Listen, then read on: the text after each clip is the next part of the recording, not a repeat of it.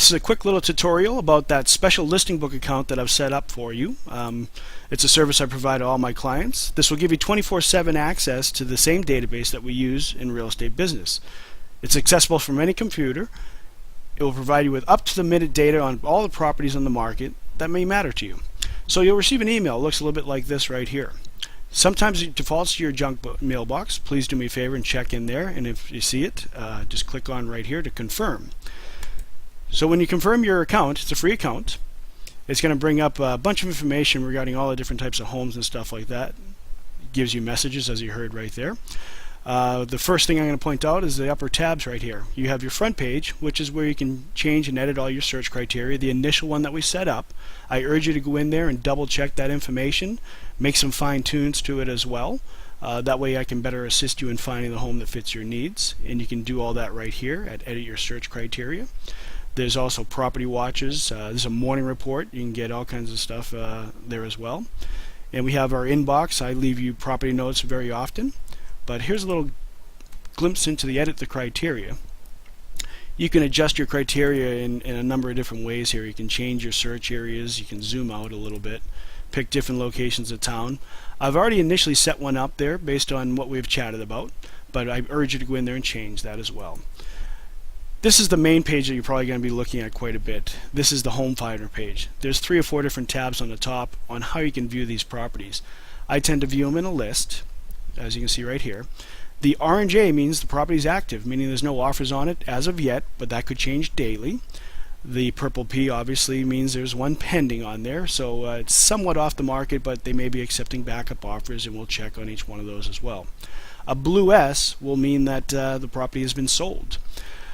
In addition, this little green guy right here, that's an orange, the little green guy right there is actually a perfect match based on the criteria we initially set up.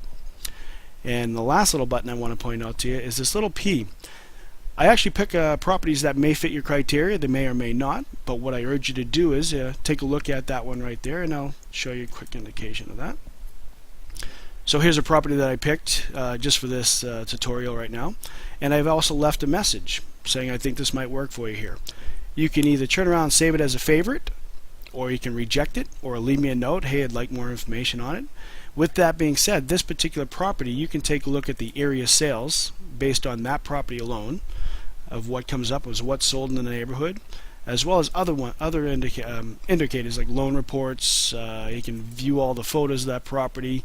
You can check the map of this property as well by clicking on the map, and it'll bring up the map, and you can zoom in using Google Maps.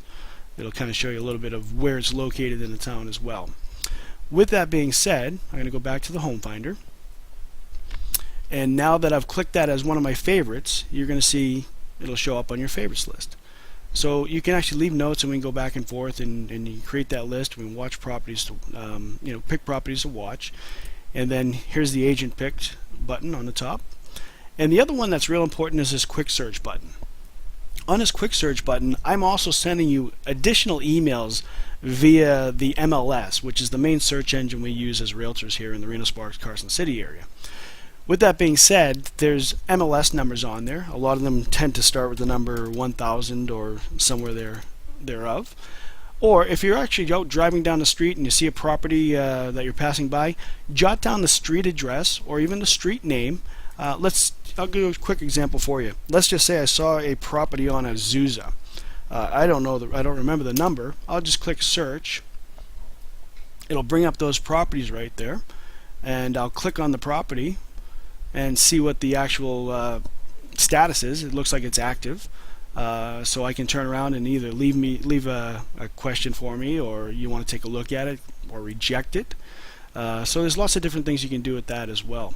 But the nice part about these search engines right here is it gives you the up-to-date or up-to-the-minute, just like we have on the MLS. It tells you which ones are which ones are active, which is pending. As you're driving down the street, you're not going to know when you're looking at a sign without making some phone calls. This way here, you can give me a call. I can look it up as well, and you can leave me a note, and we can go take a look whenever you're ready. The last thing I want to say is you can just go right over here to the order by, and you can change your search criteria on how you want these to show up.